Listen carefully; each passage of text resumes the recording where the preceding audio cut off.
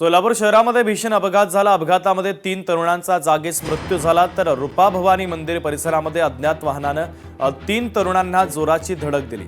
नागेश गवंडी, रोहन पोरे, बसवराज चंदशेट्टी अशी मृत तरुणांची नावे आहेत। कोकण रेल्वे गेटमन कर्मचाऱ्यांवर बेरोजगारीची टांगती तलवार आहे। यामध्ये सिंधुदुर्गातील 15 कर्मचाऱ्यांचा समावेश आहे। आम्हाला कामावरून काढून टाकू नका, याबाबत आम्हाला न्याय मिळवून द्या, कर्मचाऱ्यांनी मागणी केली आहे। अन्याय झाल्यास आंदोलन छेडण्याचा कर्मचाऱ्यांनी इशारा दिलेला आहे।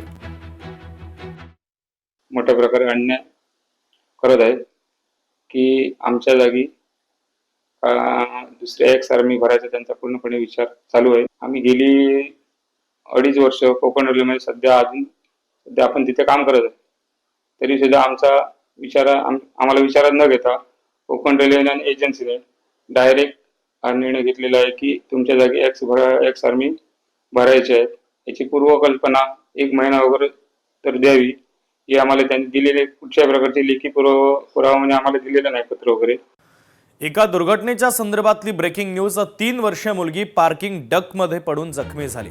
पिंपरी चिंचवडच्या वाकड परिसरातील धक्कादायक घटना आहे। पार्किंग डकमध्ये सुरक्षा रक्षक जाळी नसल्यानं ही गंभीर घटना घडली आहे, तर मुलगी या घटनेमध्ये जखमी झाली आहे। संपूर्ण घटना सीसीटीव्ही कॅमेऱ्यामध्ये चित्रित झालेली आहे।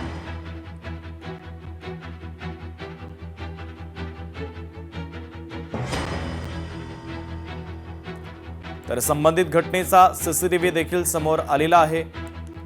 3 वर्षीय मुलगी पार्किंग डकमध्ये पडून जखमी झालेली आहे।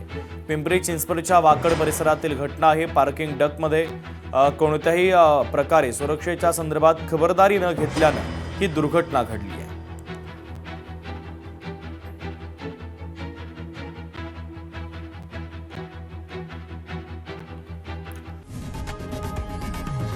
लोकशाही मराठी ऐका, पहा, जागरूक रहा।